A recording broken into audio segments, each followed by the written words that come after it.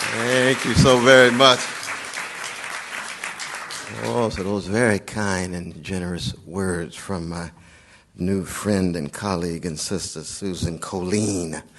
I was blessed to meet her significant other, her beloved husband, last night, who is a distinguished philosopher in his own right from the state of Montana in the United States. And he's now home taking care of the two gifts from heaven that they have, the two precious children.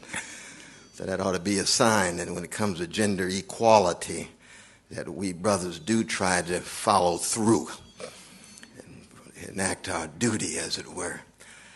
I must say that I had such a wonderful time last evening. That for me, it was the students here at American University in Cairo who were center stage. That dialogue that we had for an hour or so pushed me against the wall in the best sense of the word. And the dialogue that we had at the Lebanese restaurant last night went on and on and on. And that's my conception of a certain kind of intellectual paradise. When you're wrestling with such difficult and delicate issues, and yet at the same time you have enough playfulness that you're able to think and rethink even as you engage and re-engage the issue, the subject matter, the world, the pain, the suffering, and try to hold on to some grand democratic vision. I want to again thank my very dear sister and colleague, Professor Friel Kazul. She's just a gem and a jewel, and I had no idea a few years ago that I would be standing here in Cairo, and it's very much owing to her efforts that I am here. Let's give both of our introducers a hand again. I really appreciate it. Absolutely. You know, I must say that I already miss my brother Edward Zaid.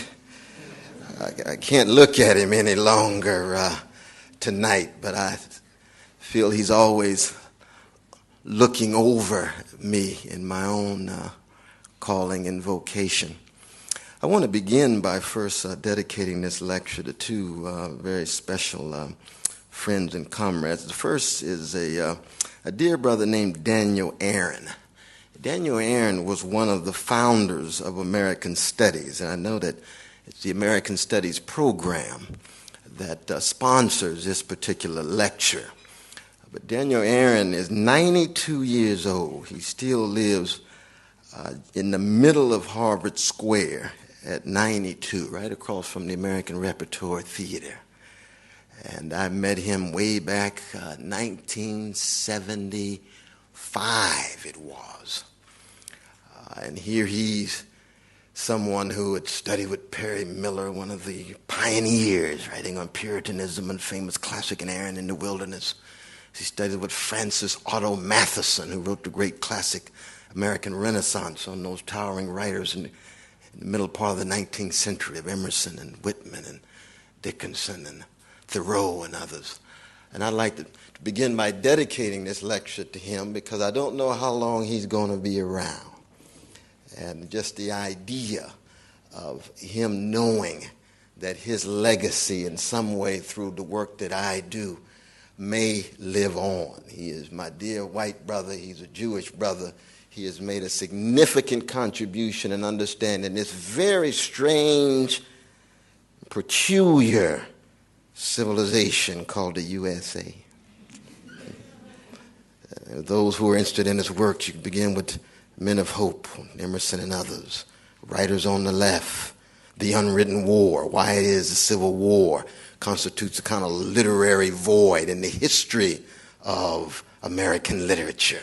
How difficult it was for the writers to respond to the central event in the making of modern USA, the Civil War, wrestling with white supremacist slavery. The second person I want to dedicate this lecture to is my very, very dear brother, Tavis Smiley. Does anybody know of Tavis Smiley? Let's give Brother Tavis a hand because he's still very much on the move.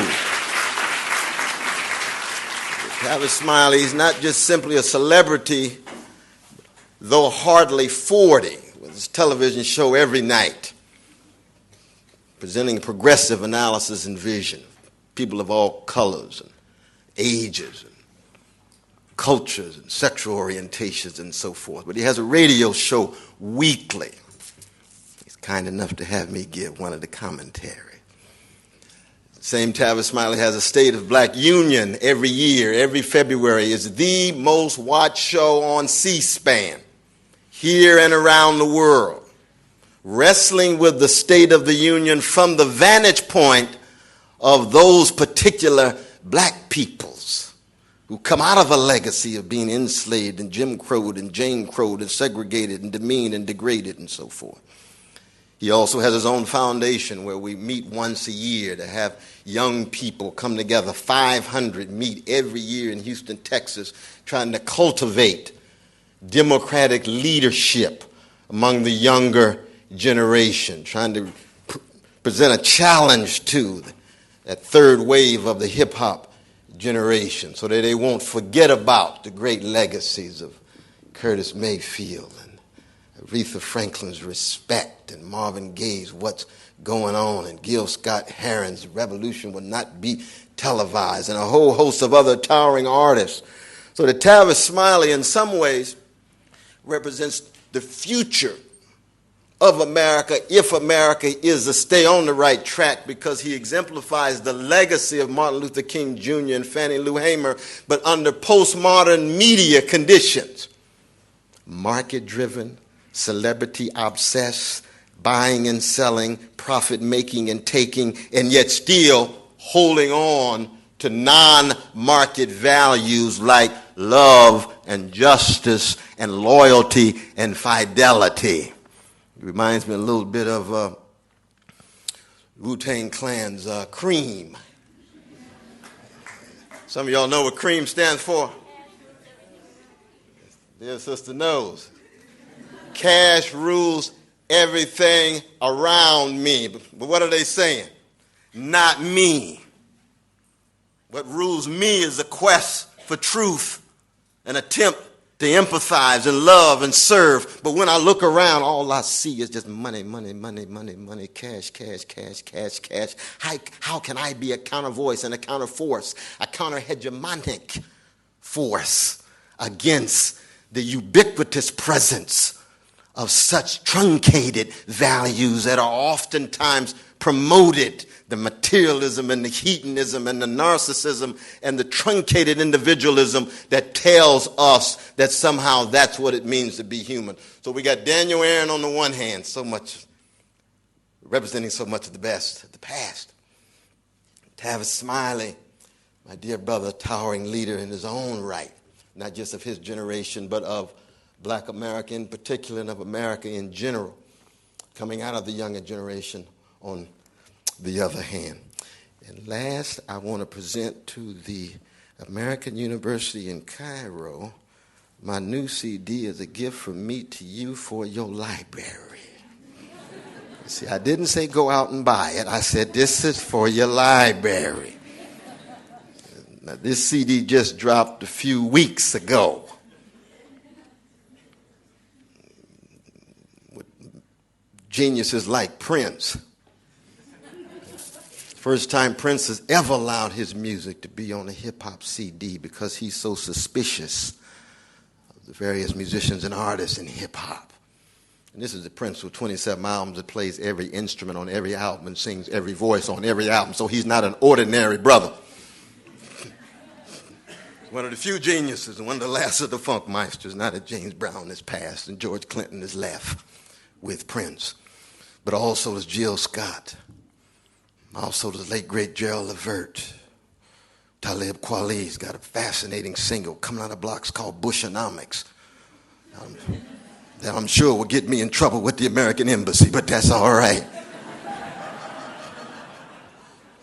Love them anyway as we wrestle over issues of justice and equality and freedom. KRS-One and M1, a Dead President, I have a direct song to the president. Then there's Raw Digger.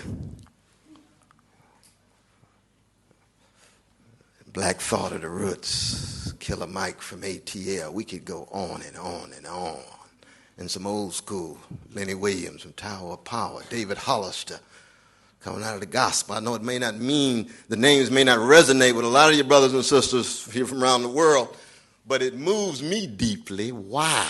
Because this is part of the paideia I was talking about yesterday. That formation of attention to highlight the crucial issues of life and death and pain and sorrow, and the cultivation of a self to get young people to try to have a sense of history. I was just talking to two distinguished professors, Professor Doris and Robert Jones. You all know those professors? Talking about what? Memory. Like Toni Morrison and others. How do you sustain a connection to the past in such a way that it can constitute wind at your back as you attempt to engage in the present to present an alternative future, so that the future is not the present repeated the same over and over and over again, like the fleeting pleasures and the gratifications that are oftentimes bombarding us, and especially young folk, to distract us, to ensure that paideia does not take place. Because paideia is critical. It takes time. It can be slow. And most importantly, it is uncomfortable. So oftentimes the market is all about what? Comfort, convenience, contentment, like Disneyland, you know. Everybody walking around happy. Obsessed with fun. Term itself was coined in my own beloved California. Fun, fun, fun. The Beach Boys sing. You see? No, paideia cuts against the grain. And so I want to hand this to my dear. So you're going to put this in the library? Definitely. You're going to leave a lot of funk here at AUC. Oh, yes. Funk in the technical sense of what Samuel Beckett called the mess, his category to replace Heidegger's category of being. Samuel Beckett, what do you mean by the mess? I mean wrestling with forms of death in your midst. And you see, anytime you talk about race matters, it's double entendre, isn't it? Race matters. Matters is the verb. Race matters. Subject matter. Whole things functions as a noun. But what I'm talking about is the way in which the vicious legacy of white supremacy has set at or near the center of the making of the modern world. And oftentimes when we talk about the modern, modernity, postmodernity, we read texts and hardly see any reference or allusion to white supremacy at all. And that's the deliberate ignorance. That's the willful blindness that you actually see in so many of our writers and our fellow colleagues and so forth and so on. As if race, this modern construct put forward by European scholars that somehow try to divide the human race into races, with Europeans on the top, going back to the work of Linnaeus and Buffon and Blumenbach and others, and Africans on the bottom, and others somehow filling in. Got to make some space for the so-called yellows, whatever that is, the reds, whatever that is, the browns, whatever that is. And of course, where Egyptians fit in, we could talk about that for a long time. I know I'm new, but you all have a complex hybrid identity, don't you? Ooh. What are you, Egyptian? How long you been Egyptian? Well, since 1952. Oh, really? Boy, that's a long time. I was just in the museum today. It's like a blinker in the history of this ancient civilization. What are you, Arab? Oh, I see. What are you, African? Only on Wednesdays, though. Oh, we don't want to linger too long with the African brothers and sisters, the Nubians, those who come out of that slice of Africa that look like me. Complicated tensions. This is true for any peoples. Because the history is always changing. Identities are constructs. But these constructs are for what? They're mechanisms for protection and association and belonging. People are opting for categories that provide them some security and safety, some sense of belonging, some sense of association, of being recognized and acknowledged in some way. And race as a modern construct, we know in the end we're all part of the human race. We know in the end that these racialized categories of dividing the human race have absolutely no scientific validity whatsoever. But they became legalized, they became institutionalized owing to greed, fear, hatred, intellectual curiosity, scholarly exploration, and so forth and so on. And lo and behold, we find ourselves with, in part, racialized identities after 400 and some years. So it's a thoroughly going modern phenomenon. I mean, sometimes in the States, we have these debates about whether Cleopatra was black or white. And go for days, people sweating, debating, and so forth. And somebody raised their hand in the back and say, you know, they didn't have categories of black and white at all. You must be very modern. And in some ways, you must be very American. Because it's in America, in South Africa, a few other places that there's an obsession with what color you are. Because it's associated with privilege, benefit, not just material and economic, but psychic. You see, that the vicious legacy of white supremacy that has set at or near the center of the making of the modern world has so much to do with trying to ensure that these particular peoples of color, especially these Africans, think less of themselves, convince them they're less intelligent, less beautiful, less moral, and therefore deserve to be at the bottom of the chain of being that is hierarchical. So that anywhere they go, I could go to China tomorrow, though I have no such plans,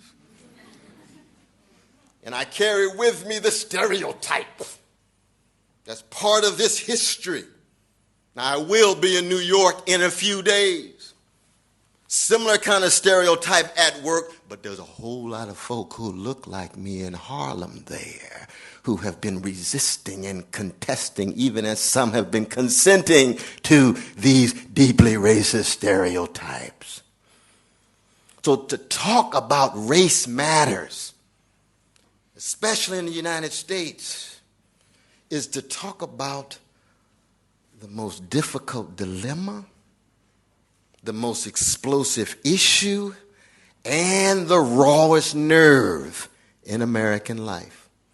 And that's one of the reasons, very much like Pi Day itself, most people would rather evade it, ignore it, sidestep it, or act as if it doesn't exist at all. It's a terrifying issue. It raises the question of what it means to be human all over again. Why? Because as Du Bois begins the classic text, The Souls of Black Folk, how does it feel to be a problem? That classic of 1903, The Souls of Black Folk. Meaning what? One's humanity is called into question, problematized. Always having to prove oneself through the lens of the white normative gaze, always having to feel as if one is in competition with a standard that one can never fully conform to. And most importantly, it is to wrestle, as I mentioned before, with the memory of, the history of those forms of death in America's past and present. We're celebrating this year 400 years after the Jamestown settlement, 1607. 1619, 12 years later, the first Africans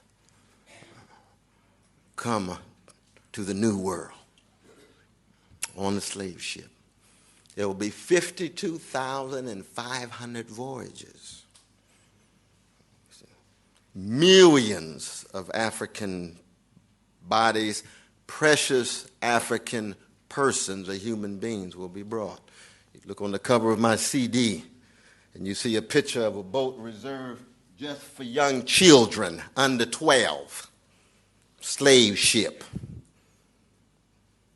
connecting the black youth of the past to the hip-hop generation today of the present. You see. Now, what are they wrestling with? They're wrestling with social death, one of the forms of death that not just black people, but America, the USA, has to come to terms with, because American slavery was a form of social death. To be socially dead means you are natally alienated, to invoke the grand category of Orlando Patterson's magisterial text, Slavery and Social Death. You are natally alienated, which means when you are born, you have no control over your progeny. Your children are bought and sold like cattle, and you have no right to your predecessors, because there is an attempt to systematically strip you of your history. You're dangling, you're rootless, you're deracinated in that sense.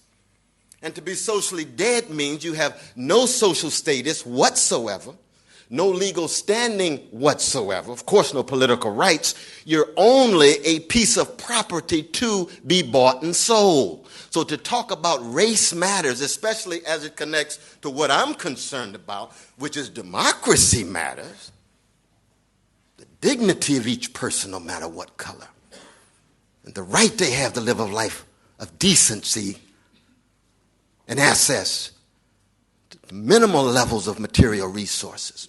You begin with chattel property, you see, so that Africans in the modern world, even given the grand civilizations, I was blessed to see today, I went to see the pyramids, never seen it before.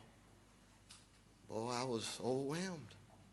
Sense of awe. My God, the level of precision, technological genius at work. Then I also said to myself, I've always been suspicious of pharaohs.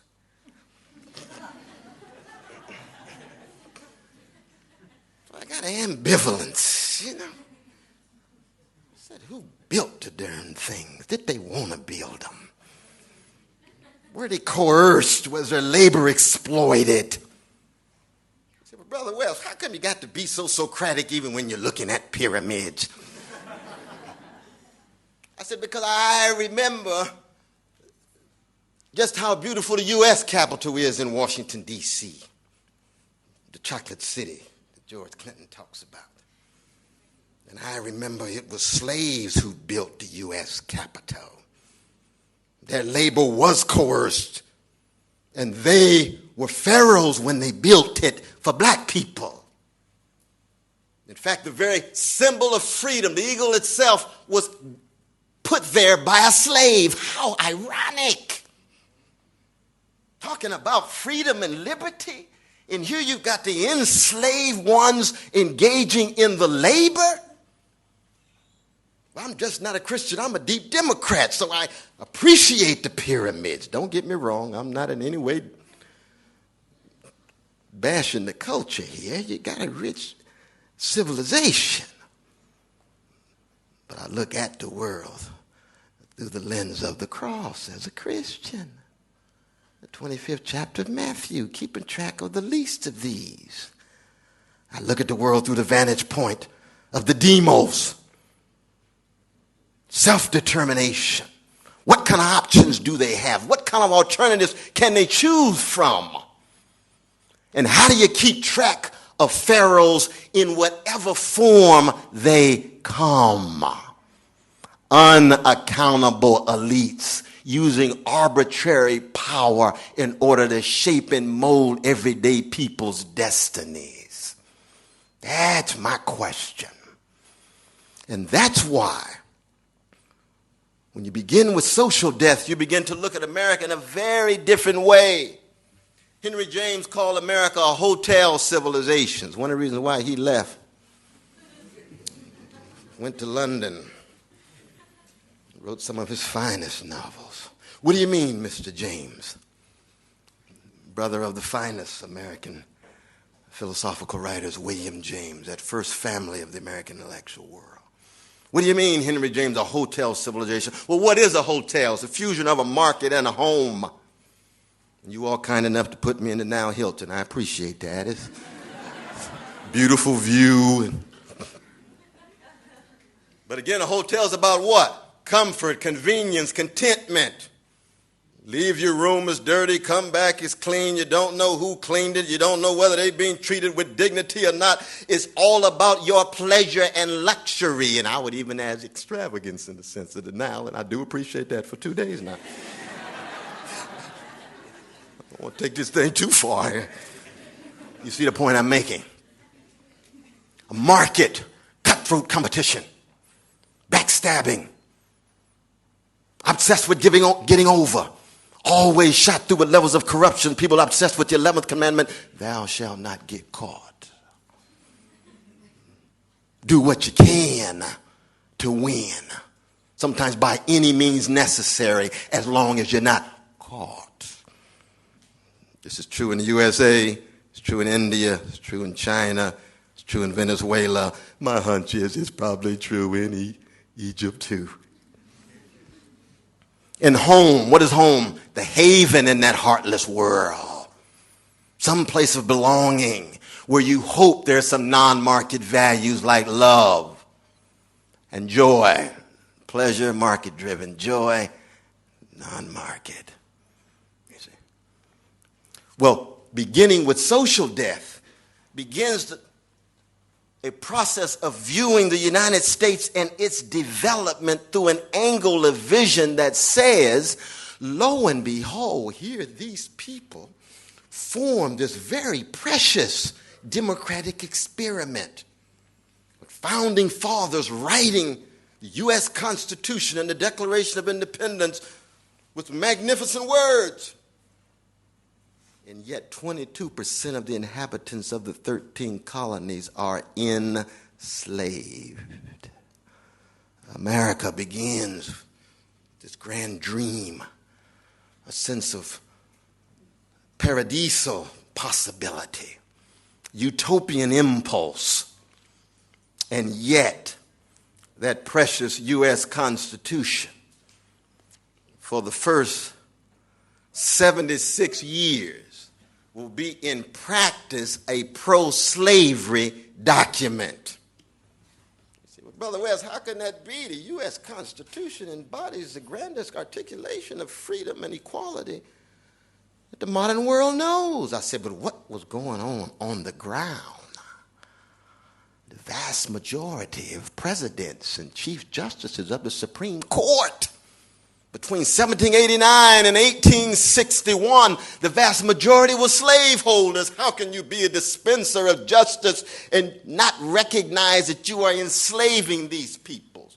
And you can imagine the kind of conversation you have in black barbershops and beauty salons in the United States. I know my sister from Chicago understands what I'm talking about. They sit there and say, you know, if the slaves in America had been white, do you think that people would be as excited about George Washington and Thomas Jefferson, given that they were slaveholders? It's an interesting question. Very interesting question. Or is it the case that it's so easy to render invisible the suffering of black people because their humanity's already been so radically called into question? You don't have the same kind of pain and sorrow and grief. You can overlook it and just keep moving. America is a grand exemplar of freedom except for the Negroes. And you say, no, that couldn't be the case. You got indigenous peoples. It was their land in the first place. It was their babies who were violated and pushed back. Then you got brown peoples. The moving borders were Texas. My dear fellow citizen who's in the White House right now, partially from Texas, God bless him and be with him. But he knows his state was once Mexico. And it didn't become part of the United States by means of Socratic dialogue. Imperial expansion of force and coercion and violence. California the same way. New Mexico the same way. Then you got Chinese building the railroads, and yet soon as it's done, the Chinese Exclusion Act, roughly the same year that the Statue of Liberty is erected. They're pushed out, and yet here, send me your poor, but don't send Negroes, indigenous peoples, Chinese. And after a while you say, well, who's left? Other than some European brothers and sisters. What are we talking about here? Do we have the courage to candidly and critically examine the role that white supremacy has played in promoting the arrested development of precious American democracy? And what do black people do given those 244 years of vicious and insidious slavery? We had no right to learn how to read or write. So don't look for a black Proust right away. You're not going to get a black Shakespeare right away. What did black people do during that moment?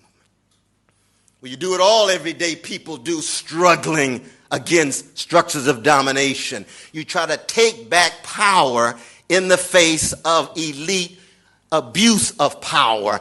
As I mentioned yesterday, democracy is a verb. It's action, it's motion, and the only control that black people had during the 244 years of slavery was control over their voices and their bodies. No control over land, no political rights whatsoever. Families scattered out owing to the slave auction where they bought and sold and so forth. So what did they do? Black people formed ring shouts, circles. They formed communities.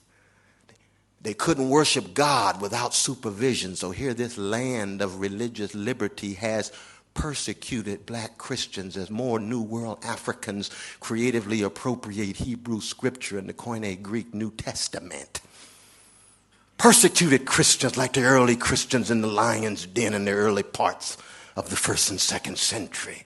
But they formed circles, and what they would do is they would raise their voices. They would lift their voices in the dark so that the white masters would sleep at the time and wouldn't hear.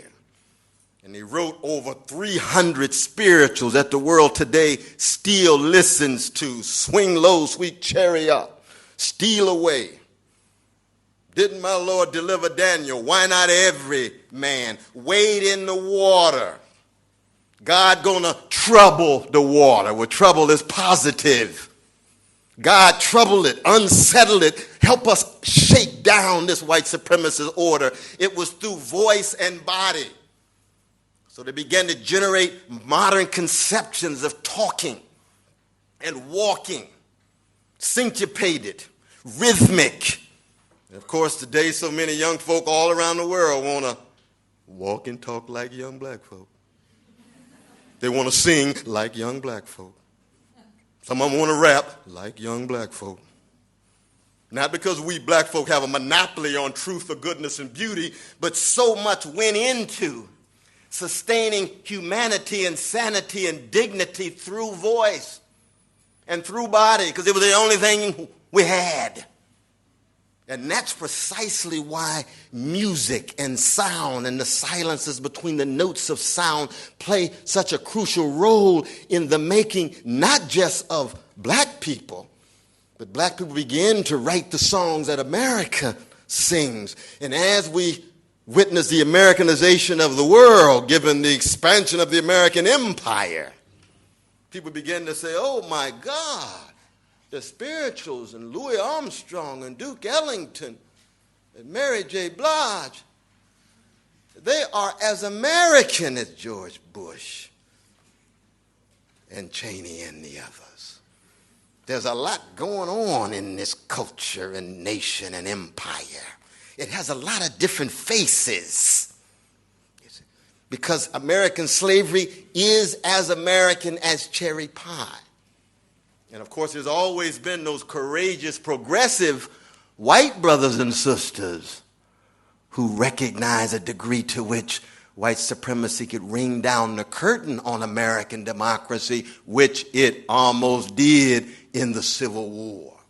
So the Elijah Lovejoys, shot in Alton, Illinois in 1837 because of his deep commitment to his black brothers and sisters as a white brother. Or Lydia Maria Child, who writes in 1833, appeal in favor of that class of American called Africans, white sister, building on David Walker's classic, appeal to colored people around the world. There's always been people of conscience, people whose conscience has not become so coarse and then their hearts not so hardened to such a degree that they could be indifferent to the suffering of nearly 25% of their fellow human beings within the U.S. democratic experiment. And there were always the prophetic ones saying, America, you may understand yourself as a city on the hill, as a moral example to the rest of the world. You may understand yourself as a hotel civilization where the lights are always on, but every civilization has an underside. Walter Benjamin is right. He's an angel of history, keeping track of the catastrophes, piling wreckage upon wreckage. Every civilization is tied in some sense to a form of barbarism. That's what I had in mind when I talked about the pyramids. The most civilized of people, the pharaohs, tied to barbaric work conditions, wondering whether even the workers themselves could ever be buried in them, sacrificing for the elites. And yes, American civilization in all of its grandeur and glory has its night side, its barbaric conditions, from indigenous peoples to white supremacists, slavery, that social death. And you can imagine so many black writers and intellectuals and preachers and secular leaders and so on saying, America, sooner or later you're going to reap what you sow. Chickens come home to roost. You can't escape history. Sooner or later, truth crushed to earth will rise again. You're going to have to confront it. You can escape as long as you can get away with it. And the result is what? The most barbaric of modern wars in the 19th century was 620,000 fellow human beings, each life precious, no matter what color, was lost in the Civil War. Nearly twice the number of Americans lost in the Civil War in the 19th century were lost in World War II. It's hard to believe. Each life precious. Wrestling with what? What we gonna do with these black people? Had the organized violent insurrection to overthrow the U.S. government. People say, oh, Brother West, you're talking about the Black Panther Party. No, I'm talking about the Confederacy. Black Panther Party never called for the violent overthrow. They wanted to protect black people from the policing that was brutal and wanted to revolutionize it by democratizing it but not overthrowing it in the way the Confederacy overthrew it. The Confederacy said what? We are going to form guerrilla groups, violently organized groups to overthrow the government to do what? Preserve white supremacy. Our commitment to white supremacy is so deep that we'd rather allow democracy to die in any multiracial sense. That's one of the reasons why black folk are so critical of Ronald Reagan. It's not because black folk don't recognize that Ronald Reagan was a nice guy, which he was. He came to my house when my brother won the state meet in the Mile Run in 1966. He was a wonderful white brother to be around in the living room. But when he began his campaign and they asked him who his hero was, and he said it's Jefferson Davis, the president of the Confederacy, the leader, the vanguard pioneer of white supremacist slavery, black folk jumped back and said, wait a minute. And you didn't hear a mumbling word when his precious body was put in the coffin and the grave a few months ago. But you didn't see any black faces either, for the most part, because the history's there. That's not a joke. The Confederacy was not a joke. And after that ugly war, where the Union broke the back of white supremacist slavery, no longer social death awaiting each and every precious black child. For 13 years, America embarked on something unprecedented in the modern world, a multiracial democracy. In the 1860s, Abe Lincoln, dead, shot. Why? Because he had changed his mind and said, I believe in now a multiracial democracy. Lincoln had met with Frederick Douglass and told him, I think Negroes ought to go to Central America because I can't conceive of blacks and whites ever living together. I have no trouble with black people, but I have a lot of cousins who do. Lincoln was a very, very unique white brother. He was honest. He was candid. He knew he had white supremacist sensibilities. He fought against it. And when he stood there and said, I support black people voting in New Orleans just like whites, the white supremacist actor, John Wilkes Booth, whose brother was the greatest Shakespearean actor in the 19th century in America, Edwin Booth, John Wilkes Booth shot him dead in the theater. Lincoln has betrayed us in the most fundamental way. And for 12 years, America did what? First raised the issue, what does it mean to be a citizen? America, though a democracy only for whites at that time, had never raised the issue of what a citizen was, had never given due process rights for a citizen. They raised that question when they had to wrestle with the status of 4 million ex-slaves.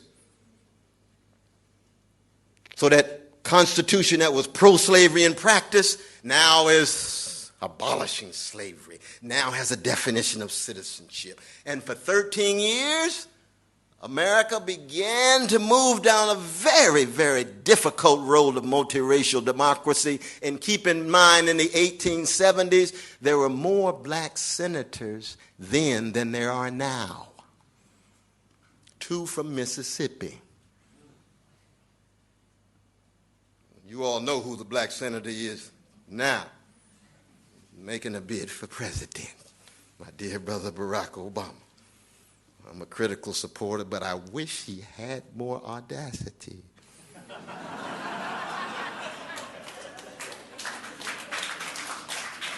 Oh, yeah, just so line scripted and sensitive to polls and all of this paralyzing apparatus that these American politicians get locked into. You don't really know what they really believe.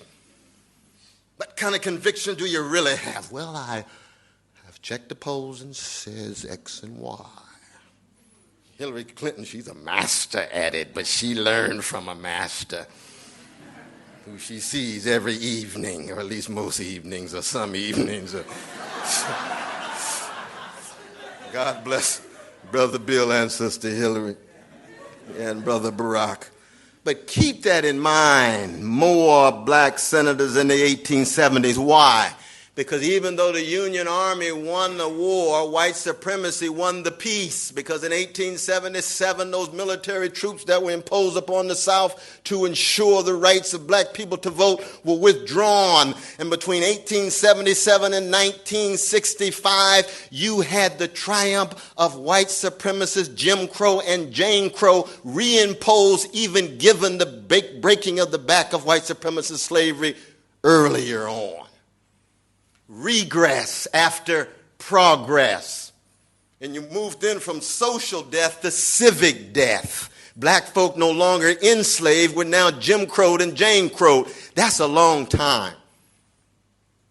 1877, until Brother Martin Luther King Jr. and Fannie Lou Hamer, Diane Nash and others come together, organize and break the back of American apartheid.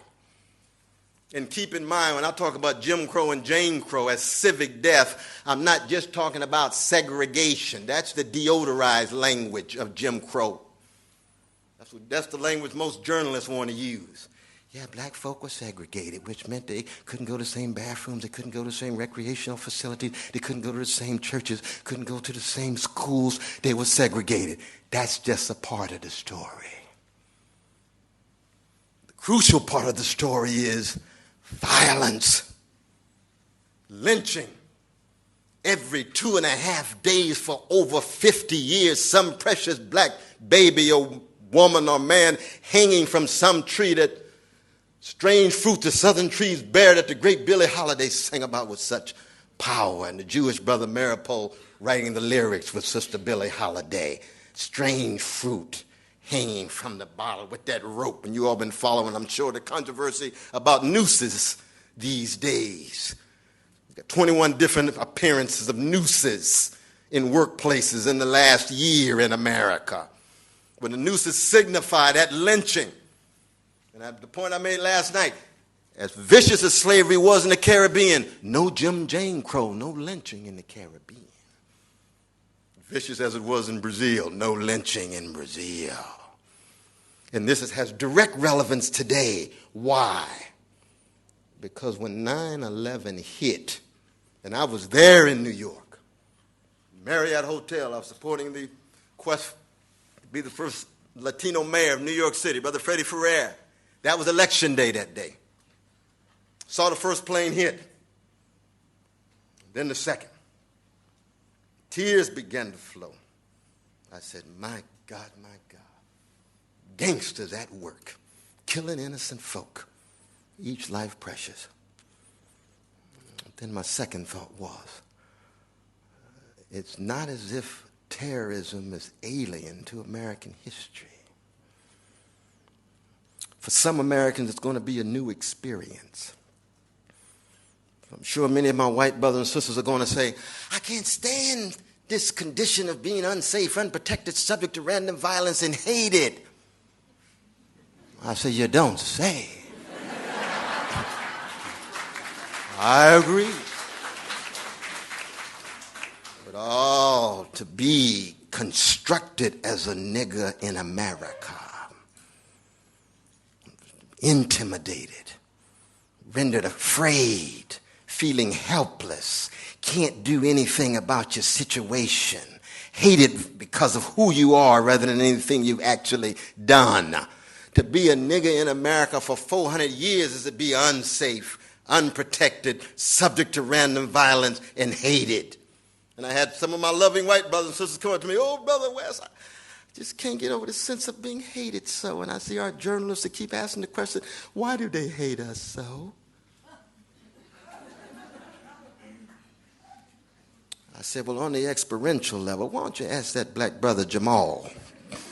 He'll tell you how to negotiate and navigate with being hated. It started when he was 3 years old, when he was spit on. I asked Sister Letitia. She'll tell you about it. She was trashed at 4, couldn't understand why she was hated so.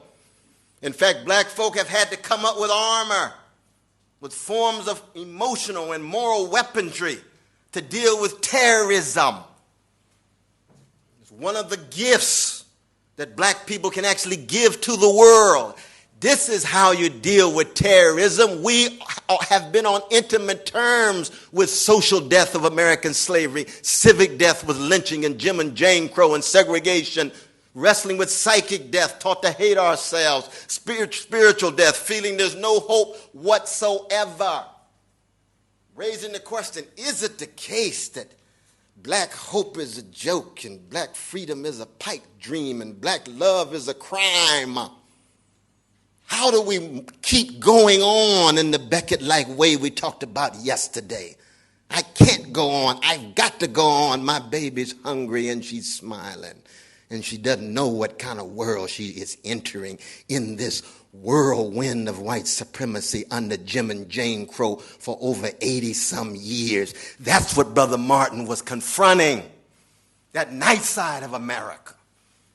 And if there's a crucial moment in the history of race matters in the USA, One of the most crucial moments was in August of 1955 when Emmett Till was murdered by American terrorists, by cowardly white supremacists in Mississippi, and his body was dumped in the Tallahatchie River. You all know Emmett Till? You know the story of Emmett Till? Some of you do. 14-year-old brother from Chicago went down to visit his relatives in Jim Crow, Mississippi, gut bucket Jim Crow, Mississippi. Winked at a white sister. Murdered, beat mercilessly, body dumped in the river, found a few days later. And when Mamie Till went down to get her baby, Mamie Till's father had fought in the U.S. Army. Was the only child. And she brought Emmett Till back to Chicago and Robert Temple Church of God in Christ, the south side of Chicago. And she kept the casket open. Federal government said close it. The state said close it. The city said close. She said, no, this is my only baby. I want the world to see. I want America to see the underside of American democracy. I want them to see my baby. And when she stepped up to the lectern and looked over and saw her baby, his head was 5 times the size of his ordinary head. John Johnson of Ebony Magazine and Jet Magazine took a picture of it, put it in the magazine for everybody to see. And people said, is this America? We can't believe it. About time you woke up. It's been happening for a long time. And what did she say when she stepped to the lectern? And she spoke for the best of the human spirit. She spoke for the best of American democracy. She spoke of the best of black people's struggle for freedom. Looking at her baby with tears flowing, she says, I don't have a minute to hate. I will pursue justice for the rest of my life. And she just died 3 years ago. And that's precisely what she did. That in the face of that kind of terror, she didn't call for revenge. She didn't say, I want to hunt the people down like cockroaches. She didn't say, there's some axis of evil and axis of good, and I'm all good and pure and pristine. In the face of terrorism, she said, I want to take a higher moral ground. I'm not going to get down in the gutter with the gangsters. I don't want to repeat the same cycle of bigotry. I understand that hatred is a coward's revenge against those who intimidate them. I'm not a coward. And I don't want anybody to hate. I hate the deed, but I refuse to hate the doer. I hate the action. I refuse to hate the agent. That's Emmett Till's mother. That's Martin King. That's Ida B. Wells. That's Fannie Lou Hamer. That's Ray Charles. That's Stevie Wonder. That's Marvin Gaye. Love is not a wayward, sentimental sentiment. You have a fundamental commitment to it. And as I said yesterday, justice is what love looks like in public. Just like genuine, deep democracy is what justice looks like in practice. In black people's gift to the world, spiritually, through those spirituals, through Robert Johnson and the Delta, through Muddy Waters, on through Mahalia Jackson, Louis Armstrong, and Duke Ellington. This style, this class, looking the catastrophic in the face, dealing with the horrendous and scandalous and monstrous, and still saying we're going to love our way through it and pursue justice, even if it looks as if our chances are that of a snowball in hell. Why? Because I'd rather be right and defeated than a gangster who promotes might and walks around on the top. That's integrity. Now, I'm not talking about all black folk. I'm talking about the best of black folk. Of course, there's black gangsters. No doubt about that. Every civilization has gangsters. Some of y'all might know 1 or 2 Egyptian gangsters, but I don't know any, so you have to let me know. Every culture, every civilization, every group, we're all human beings. But I'm talking about the best, especially those who have been wrestling with terrorism. I'll put it this way. that if Emmett Till's mother, who had the attention of the black community and the world, keep in mind 50,000 people passed through that church.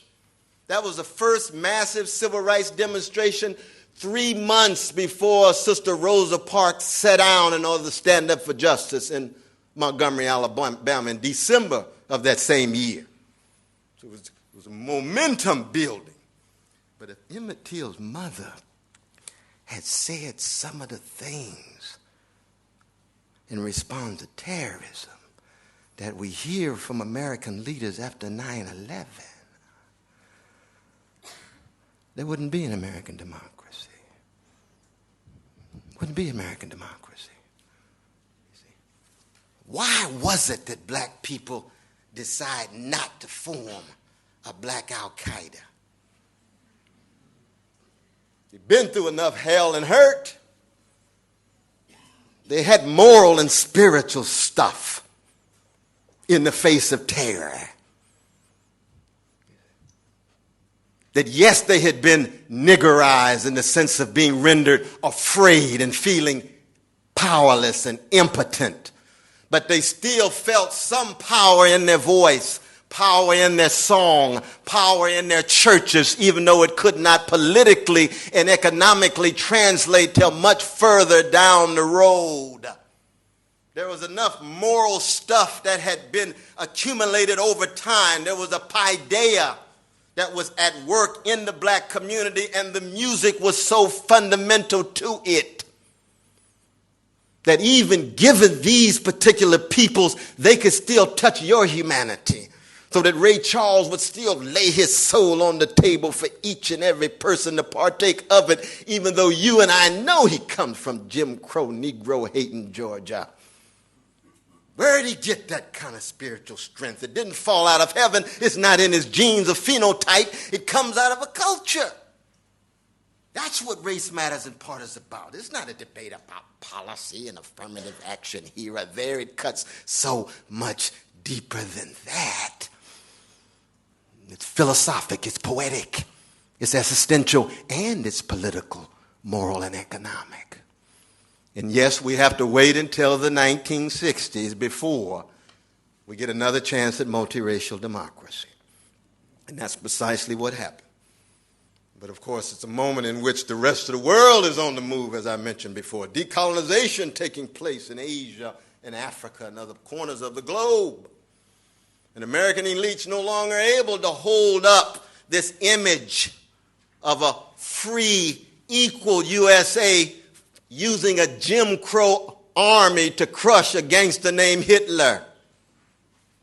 And I mentioned before, my brother was talking about pacifism and how I would actually have fought against Hitler. And they said, well, you would have joined a Jim Crow army to fight against Hitler? I said, well, I probably would have got in trouble in the army, but I still would have been fighting Hitler.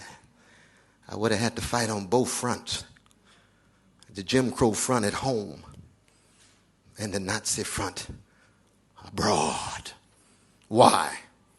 Because you're committed to pursuing justice. A lot of brothers and sisters say to me, oh, Brother West, you know, you always bringing up this history, and it's so harsh on America. And is it anti-American? You consider yourself anti-American? I say, I don't understand the question. I'm anti-injustice in America. Absolutely. I'm anti-injustice in Cuba. I'm anti-injustice in Burma. I'm anti-injustice in Indonesia. I'm anti-injustice in Venezuela. I'm anti-injustice in Egypt. But I'm leaving them all. God bless you and everybody else.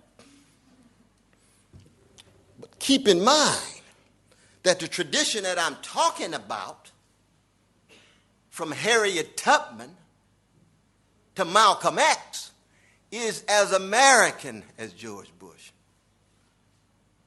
It's just that America is a complicated place with countervailing voices. Now, those voices are much less powerful than the Bush administration and the corporate elites that are tied to it and the imperial policy They spawn together. No doubt. No doubt. But I am American to the core. Not by bragging. This is just a description. It's a phenomenological fact. You see. So it's not anti-American at all. How do you keep track of the plight and predicament of the suffering? And how do you democratically respond to it? That's always been at the center of this black freedom movement and has produced magnificent results for some black people between 1965 and 2007. We're coming on home. You all have been very patient. It's got 40 years. And keep in mind, this is the period in which we now begin to experiment with a full-fledged multiracial democracy. But it's also the moment when the Johnson administration had played such a fundamental role in talking about poverty and pushing back racism, began to focus on women and various vicious forms of patriarchy and various forms of homophobia with gay brothers and lesbian sisters and so forth. But the right wing takes over. Ronald Reagan's charisma. George Bush 1. George Bush 2. Code words that are racially shot through law and order, welfare, crime, affirmative action, all code words, no longer using race explicitly, but everybody knows who they're talking about. So you end up with 12% of black people in America, but 51% of those in prison black. 70% of them in on soft drug charges. What did Dostoevsky say? The measure of any civilization can be found in who's in the prisons and who's on the way. Do you enforce the law for the well-to-do in the same way you do for working people and poor people? Which voices and dissenters are in there? Dostoevsky's criteria is still workable today. You look at America's prisons. It's sad. So sad. I've taught in prisons now for 27 years.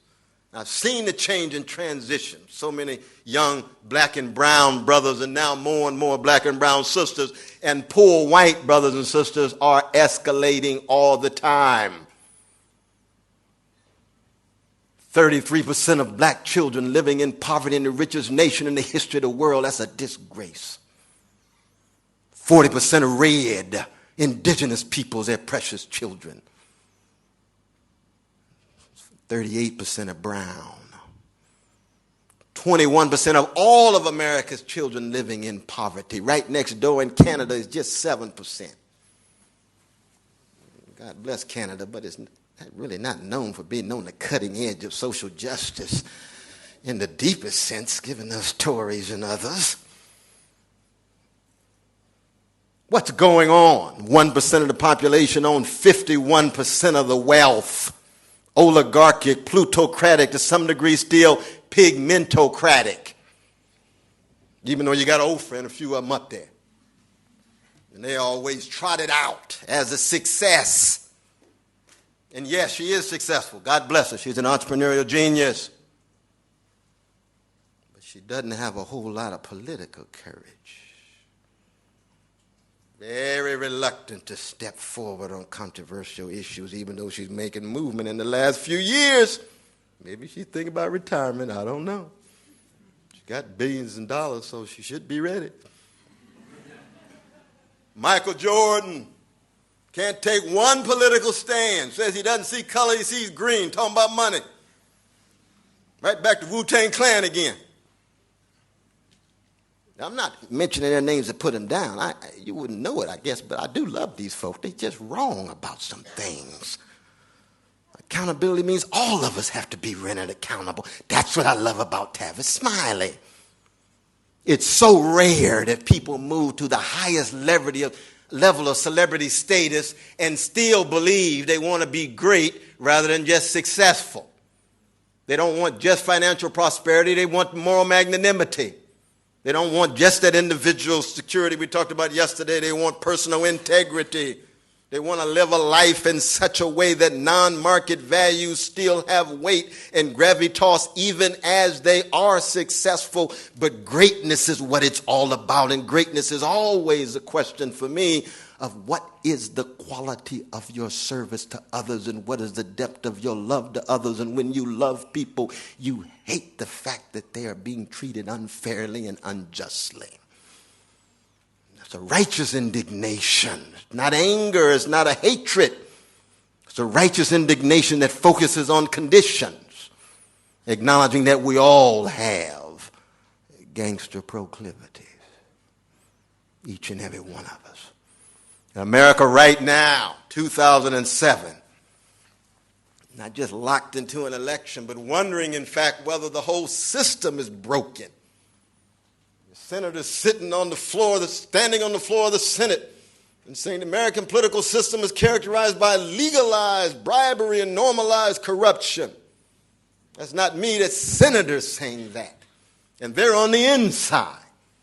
Is it the case that precious democratic experiments can survive, can thrive, or do they run out of gas, especially given imperial overreach? Well, you have an army where it's disproportionately working class because it's a voluntary army. So on my own campus, my own beloved Princeton University, very few volunteer, even though they got strong arguments as to why we ought to be there. Very different in the 60s with Vietnam. Well-to-do sons had to go. Different kind of dialogue. Different kind of dialogue. Wealth inequality increasing every day. Disgraceful school systems in inner chocolate cities. Unavailable health care for 44 million fellow citizens in the USA. Hard to gain high-quality education for working and poor people, though middle class and those above doing very well. God bless them. I don't believe in class resentment. I'm glad they're doing well. I just want everybody to do well. I want opportunity across the board. How long can the American democratic experiment survive given the legacy of white supremacy compounded with the male supremacy, the class inequality, and the homophobia? That's a difficult question. It's a frightening question, and we just don't know. But I come from a tradition that goes back to those spirituals that says what? Nobody knows the trouble I've seen. Nobody knows but Jesus. Nobody knows the trouble I've seen. Glory, hallelujah. That last line does not follow logically at all. Glory, hallelujah, for what? Gratitude that you're part of a tradition that still puts integrity, memory, equality, justice at its center, even if you're defeated at the moment. And gratitude always pushes out narcissistic ego. It pushes out hedonistic preoccupation. It pushes out materialistic obsession.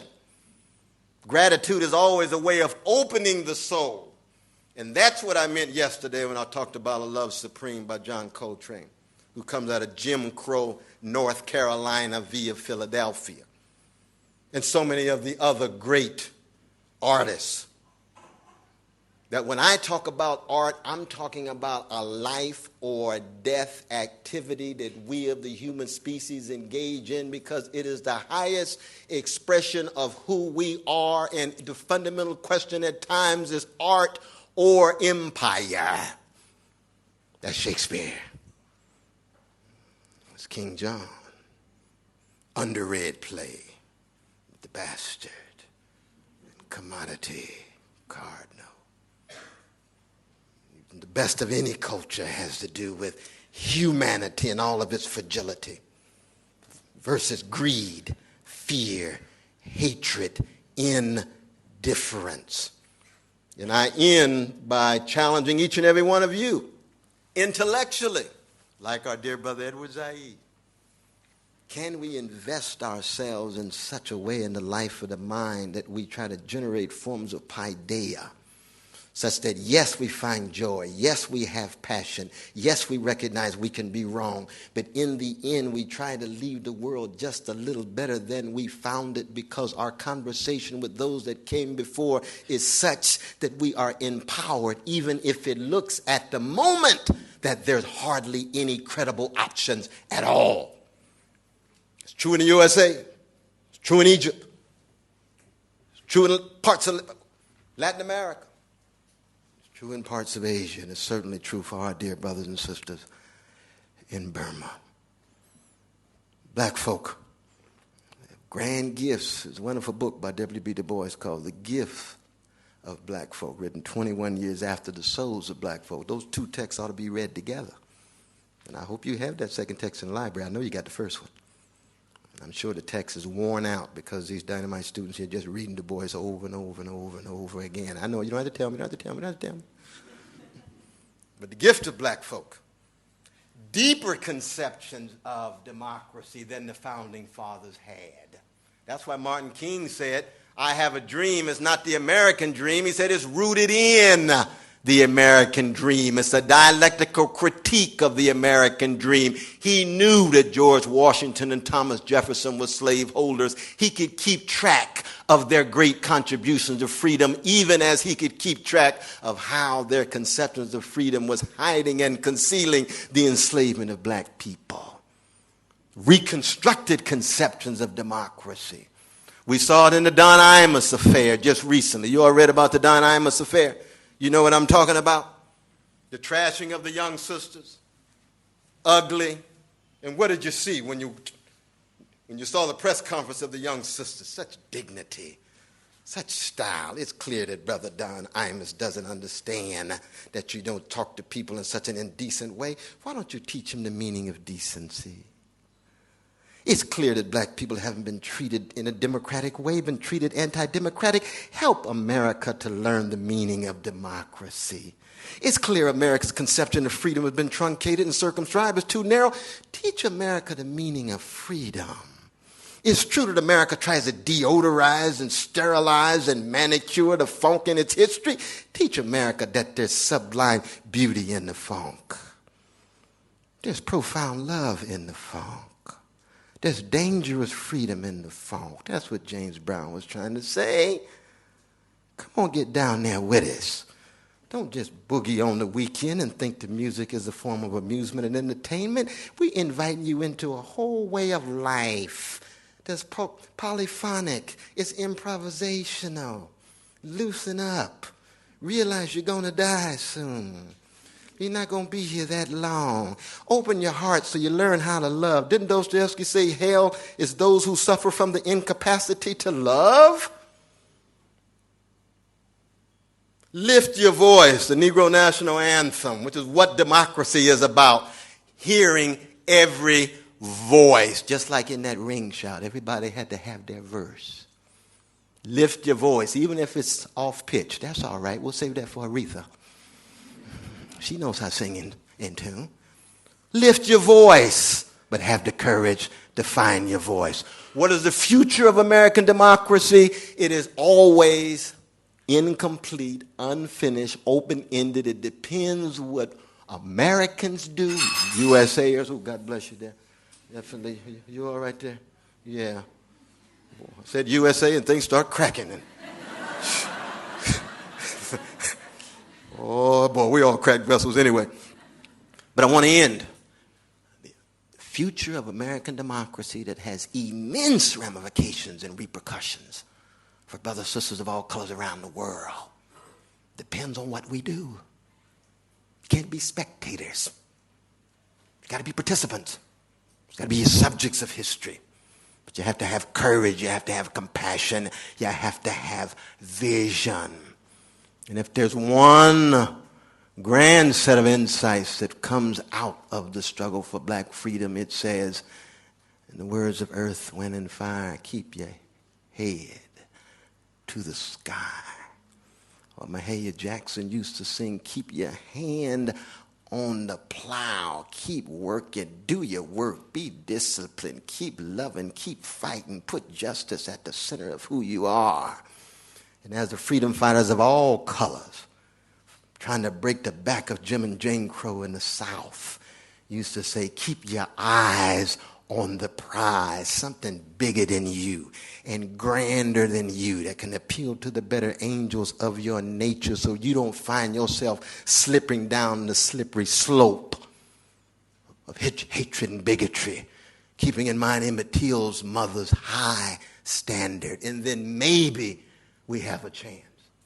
But of course, ecological crisis and a whole host of other challenges still await us. We shall see.